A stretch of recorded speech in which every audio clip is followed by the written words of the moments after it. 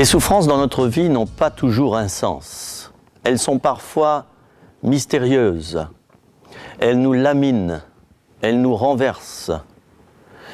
Et certaines épreuves sont comme une intrusion dans nos vies et se manifestent tels des traumatismes violents qui peuvent complètement nous anéantir si nous ne prenons pas garde. Il nous appartient donc, et je l'ai déjà dit dans une précédente émission sur le thème de la souffrance, il nous appartient de faire un choix. Et ce choix, c'est celui-ci, la révolte, ou alors l'acceptation, mais pas une acceptation bête, une acceptation intelligente. Voilà, cette souffrance qui est mon compagnon de route, je vais plutôt l'amadouer, je vais la faire mienne et je vais apprendre à cheminer avec.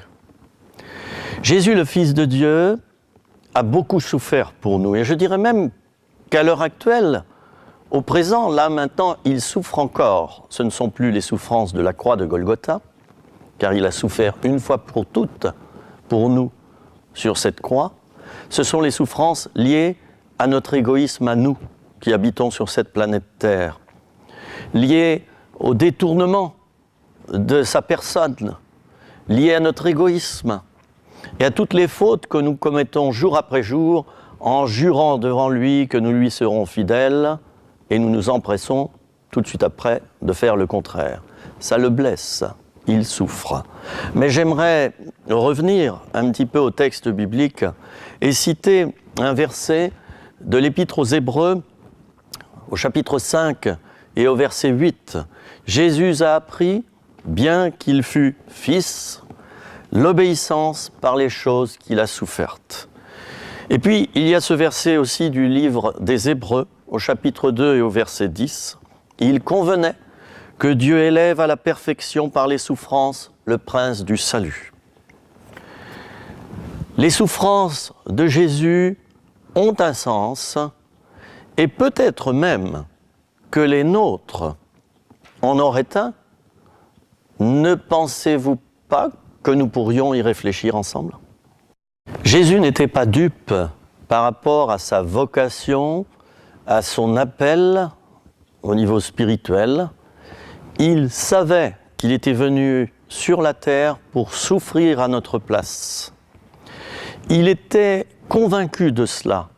J'allais dire qu'il s'en nourrissait jour après jour, et nous voyons qu'au jardin de Gethsémanée, à la fin de sa vie, qui a duré, je le rappelle, 33 ans, nous voyons qu'il en a même éprouvé des angoisses au point que des grumeaux de sang ont commencé à perler sur son front. Les spécialistes nous diront que lorsque le sang perle de cette manière-là, c'est que la personne a atteint un degré de souffrance bien au-delà du supportable. L'évangile de Matthieu, au chapitre 26 et au verset 21, nous dit que Jésus non seulement était convaincu qu'il était venu pour souffrir, mais il va l'enseigner à ses disciples. Jésus commença à faire connaître à ses disciples qu'il fallait qu'il souffre beaucoup de la part des sacrificateurs, des anciens et des scribes, et qu'il fut mis à mort. Les textes, quand on les relit, parce que l'évangile de Marc nous cite également ce verset, ainsi que l'évangile de Luc, les textes nous montrent que les disciples ne l'ont pas cru. Et nous le savons, l'apôtre Pierre en premier lui a dit, nous en reparlerons, « À Dieu ne plaise, cela ne t'arrivera pas ». Autrement dit, Jésus éprouvait une solitude là. Et il y a certaines souffrances, c'est vrai, qui provoquent en nous un isolement et qui donc multiplient par deux l'impact de la souffrance en nous. Jésus, lui, avait accepté sa mission. Il savait qu'il naissait pour mourir. Et même Marie, la mère de Jésus, était au courant de cela. Une épée te transpercera le cœur. Cette parole qu'on lui a donnée a fait que Marie s'est préparée petit à petit au sacrifice de la croix. Elle savait que son fils était en danger, qu'il était recherché en quelque sorte par le diable et que le diable essaierait de le détruire pour qu'il disparaisse à tout jamais. Mais le plan merveilleux de Dieu, et ce n'est pas sans importance ce que je vais dire, c'est que derrière cette mort, il y a eu la résurrection, il y a eu la vie éternelle, et c'est ce qui doit nous attirer notre attention à nous dans toutes les épreuves que nous traversons.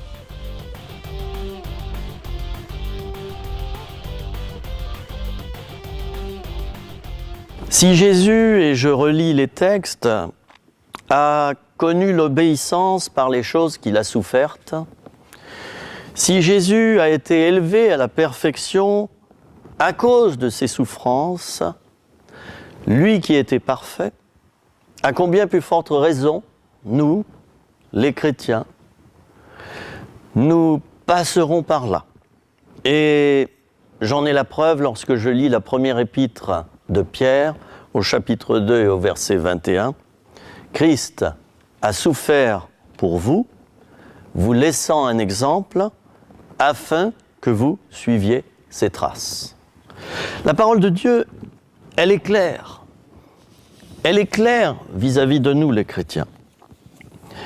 Elle considère que la souffrance est aussi un appel dans nos vies. L'appel à souffrir, mais pas une souffrance caduque, vaine, une souffrance féconde, une souffrance qui va nous perfectionner, nous bonifier. Jésus est très clair lorsqu'il dit à ses disciples, « Si quelqu'un veut venir après moi, qu'il renonce d'abord à lui-même, qu'il se charge chaque jour de sa croix et qu'il me suive. » On ne peut pas venir après Jésus et donc le suivre sans passer par le stade du renoncement et sans passer par le stade de la croix. Alors qu'est-ce que c'est que le renoncement ? Le renoncement, c'est accepter de ne pas accomplir la volonté de notre chair. La chair étant toute cette partie de nous-mêmes qui ne se soumet pas à Dieu. C'est une partie dont je dirais qu'elle est narcissique, elle est tournée vers le moi. Alors le renoncement, c'est dire non. D'ailleurs, il y a non dans le renoncement. Je dis non à la chair, je dis non aux œuvres vaines, je dis non à certains plaisirs malsains, pour ensuite me charger de ma croix. Alors qu'est-ce que c'est que se charger de sa croix ? Il y en a qui pensent, et aux Philippines, je l'ai vu dans des films, que se charger de sa croix, eh bien, c'est faire une procession en ville en prenant une croix en bois, en se flagellant jusqu'au sang. Ce n'est pas cela, prendre sa croix. Prendre sa croix, c'est après avoir renoncé à soi-même, avoir dit non à certaines œuvres qui sont néfastes pour nos vies, c'est dire oui à la volonté de Dieu. Oui, Seigneur, j'accepte de faire ce que je n'aurais pas forcément envie de faire, mais comme je t'aime, je le ferai.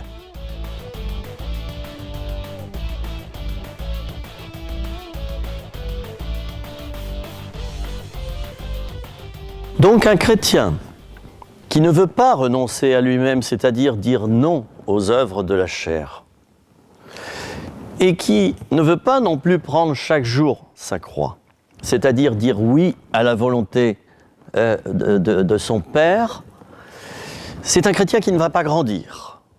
C'est un chrétien en qui l'œuvre de Dieu ne va pas se faire. L'immaturité spirituelle va rester comme un point dominant. Et c'est un chrétien qui va rajouter des souffrances à ses souffrances. Car ce chrétien peut penser j'ai peur de la souffrance et de la douleur, donc je ne vais pas renoncer à moi-même, je ne vais pas me charger de ma croix chaque jour, et ainsi je vais me protéger des souffrances. Baliverne, c'est une erreur grossière, car lorsque je résiste à cette vocation à souffrir, j'accumule au-dessus de ma tête des souffrances supplémentaires qui seront peut-être là pour justement me purifier de cette révolte, de ce goût de la désobéissance. J'aime relire ces versets de l'évangile de Matthieu au chapitre 11, versets 28 à 30, lorsque Jésus nous dit ces choses fondamentales. Écoutons bien. « Venez à moi, dit Jésus, vous tous qui êtes fatigués et chargés, et je vous donnerai du repos. Prenez mon joug sur vous et recevez mes instructions, car je suis doux et humble de cœur, et vous trouverez du repos pour vos âmes. Et le Seigneur dira, mon joug est doux et mon fardeau léger. » Ah, je suis resté des heures et des heures à méditer ces quelques versets de la parole de Dieu. Et dans une prédication, je n'hésite pas à dire que je me suis trouvé un jour dans une salle où il y avait en ornement un joug en bois. Un joug, d'ailleurs, qui avait servi déjà, on le voyait, aux traces d'usure. Eh bien, après avoir prêché sur ce verset, j'ai proposé aux personnes qui étaient dans la salle et qui désiraient davantage se consacrer au Seigneur, j'ai proposé qu'elles se mettent d'un côté du joug. Et j'ai pris un frère qui était présent au premier rang, je lui ai dit « Veux-tu représenter Jésus ? Tu te mets de l'autre côté du joug. » Et chaque personne volontaire s'est mise sous le joug et a fait une prière en disant « Seigneur, je veux me soumettre à toi, j'accepte de me mettre sous le joug. »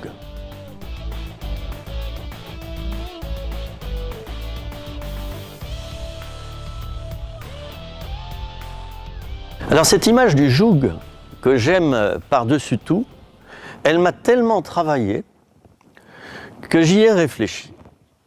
Et je me suis dit, voyons, un joug, on le met sur deux animaux. En général, c'était des bœufs. Il y avait un bœuf qui était habitué à conduire le joug, qui était donc là depuis des années, et le paysan, le cultivateur qui en était propriétaire, le connaissait bien. Quelqu'un d'expérience, enfin un animal d'expérience. Et puis on mettait à côté de ce bœuf, qui était responsable de conduire le joug, donc de conduire la charrue qui était derrière, on mettait de l'autre côté un bœuf plus jeune, qui n'était pas habitué du tout à conduire l'attelage. Eh bien le miracle avait lieu, pourquoi ? Parce que celui qui conduisait le joug, le bœuf le plus ancien en âge, connaissant le travail qu'il avait à faire, filait tout droit son chemin sans que le cultivateur ait besoin forcément de le surveiller. Alors tout cela, ça m'a travaillé pendant des années. Et je me suis dit, si je me mets moi sous le joug du Seigneur, lui sera donc à ma gauche ou à ma droite, plutôt à ma droite, et puis moi je vais mettre de l'autre côté, J'ai réfléchi et je me suis dit, si moi qui suis sous le joug et qui est donc cette pièce de bois là au-dessus de mon cou, par derrière, si je me raidis constamment, et si je dis à Jésus qui est à ma droite, si je lui dis, Seigneur, non, pas par là, mais par là, pas à droite, mais à gauche, et si constamment je tire sur le joug, qu'est-ce que je vais me faire ? Je vais m'écorcher le cou et je vais peut-être me détruire. Je vais en tout cas vivre des souffrances incroyables. Alors, chers amis, il n'y a qu'un seul moyen pour que, comme dit Jésus, notre joug devienne doux, c'est que nous nous soumettions à la direction de l'autre personne qui est de l'autre côté du joug, Jésus lui-même, et que nous lui disions oui. Tu vas à droite, j'irai à droite. Tu vas à gauche, j'irai à gauche. La solution, c'est quoi ? C'est la docilité dans l'obéissance. L'acceptation que par soi-même, on ne peut rien faire. Je puis tout par Christ qui me fortifie, dira l'apôtre Paul. Donc, chers amis, réfléchissons. Soit nous voulons nous raidir, soit nous devenons des contestataires, des petits révolutionnaires, et nous pensons être meilleurs que Dieu et connaître davantage ses secrets que lui, soit nous nous soumettons comme des enfants de Dieu et nous nous soumettons avec douceur à ce joug qui, rappelons-le, dans les textes bibliques, est doux.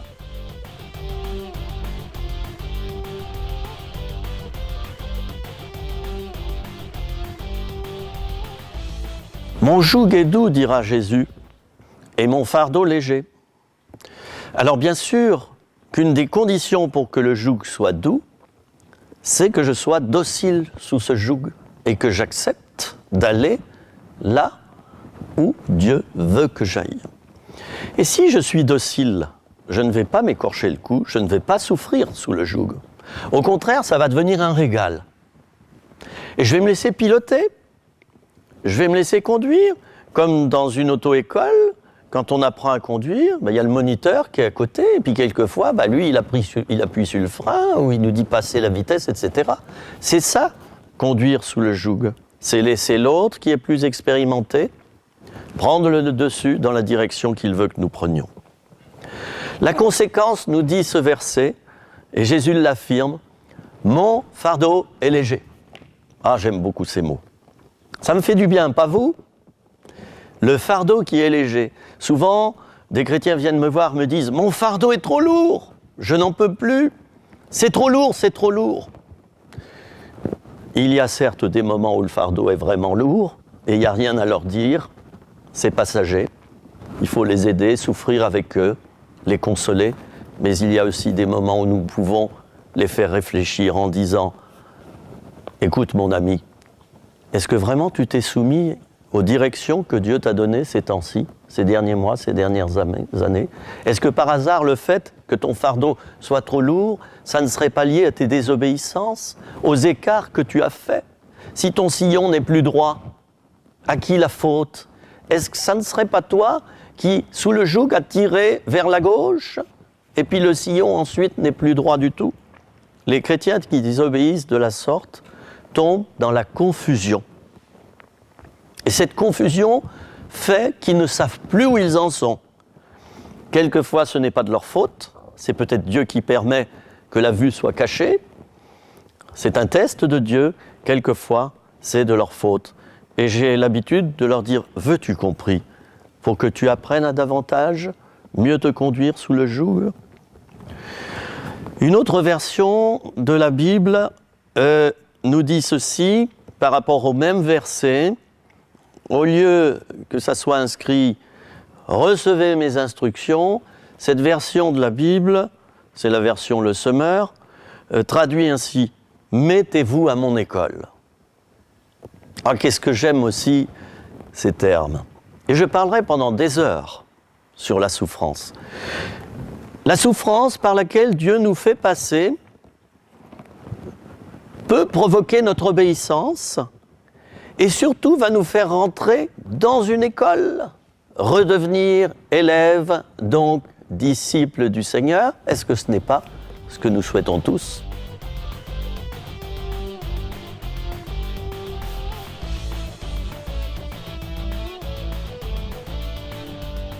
Si nous restons bien docilement sous le joug, en respectant les délais, en respectant les directions, sans ruer dans les brancards, comme on dit, nous découvrirons que le fardeau est léger, c'est une première conséquence positive.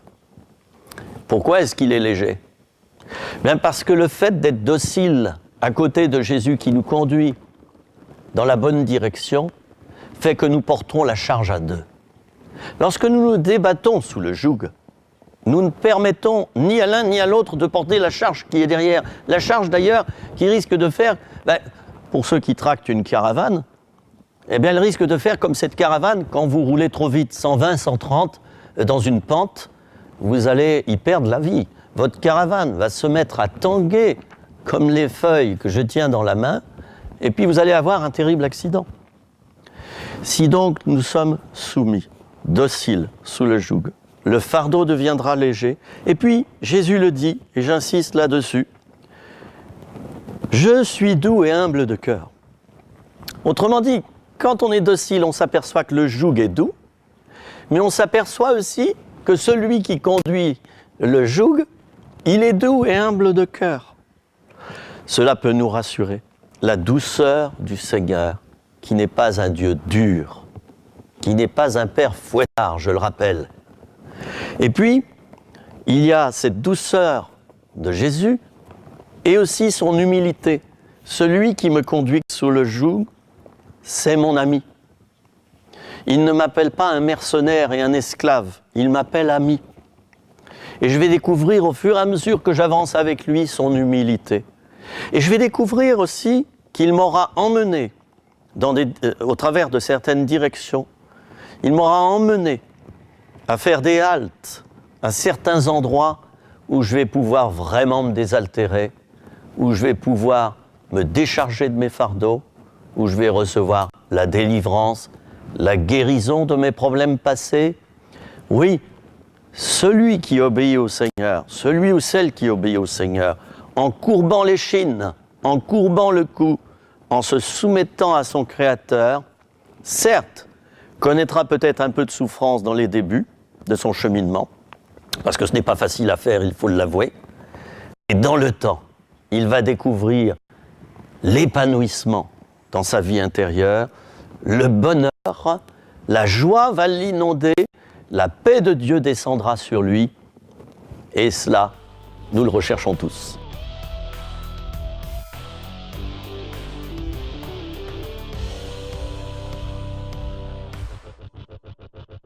Jésus affirme ceci: vous aurez des tribulations dans le monde, mais prenez courage, j'ai vaincu le monde. Alors ça, c'est une première parole de Jésus sur laquelle nous pouvons nous appuyer. C'est vrai que nous avons des souffrances, c'est vrai que ce n'est pas facile de vivre dans ce monde. Nous prenons des coups, nous sommes parfois découragés, mais nous pouvons nous appuyer sur le fait que Jésus, en fin de compte, déjà à Golgotha, en mourant pour nous à notre place, a remporté la victoire sur toutes ces tribulations. N'hésitons pas à l'affirmer, et je dirais même à le jeter à la face de Satan, l'adversaire de nos âmes. À le dire à haute voix: Satan, tu as été vaincu. Je souffre, certes, mais Dieu va me rétablir, et un jour, ça ira mieux. L'apôtre Paul dit ceci dans 2 Corinthiens 4, verset 16, « C'est pourquoi nous ne perdons pas courage. Et lors même que notre homme extérieur se détruit, notre homme intérieur se renouvelle de jour en jour. » Tout ça, ce sont des paroles d'espérance. Et puis, dans la deuxième épître aux Corinthiens, toujours le même apôtre Paul. Écoutez bien, il dit ceci: « Nous sommes pressés de toute manière, mais non réduits à l'extrémité. Nous sommes dans la détresse, mais non dans le désespoir. Nous sommes persécutés, mais non abandonnés, portant toujours avec nous dans notre corps la mort de Jésus, afin que la vie de Jésus soit aussi manifestée dans notre corps. » Il est important que nous comprenions bien cela. Et je le disais tout à l'heure, derrière toute mort, il y a une résurrection. Après l'abaissement, il y a l'élévation. Celui qui perd sa vie, à cause de moi, dira Jésus, la sauvera jusque dans la vie éternelle. C'est comme un balancier ou une balance. Si nous n'acceptons pas de renoncer à nous-mêmes, de prendre chaque jour notre croix et donc de souffrir, nous resterons démunis et nous resterons dans la pauvreté, dans la misère. Nous allons perdre un temps infini. Mais si nous acceptons de passer par la porte étroite, comme le dira Jésus, de prendre le chemin étroit que peu prennent, alors nous découvrirons que derrière ce chemin étroit, il y a une large avenue, c'est celle qui nous mène directement vers le ciel.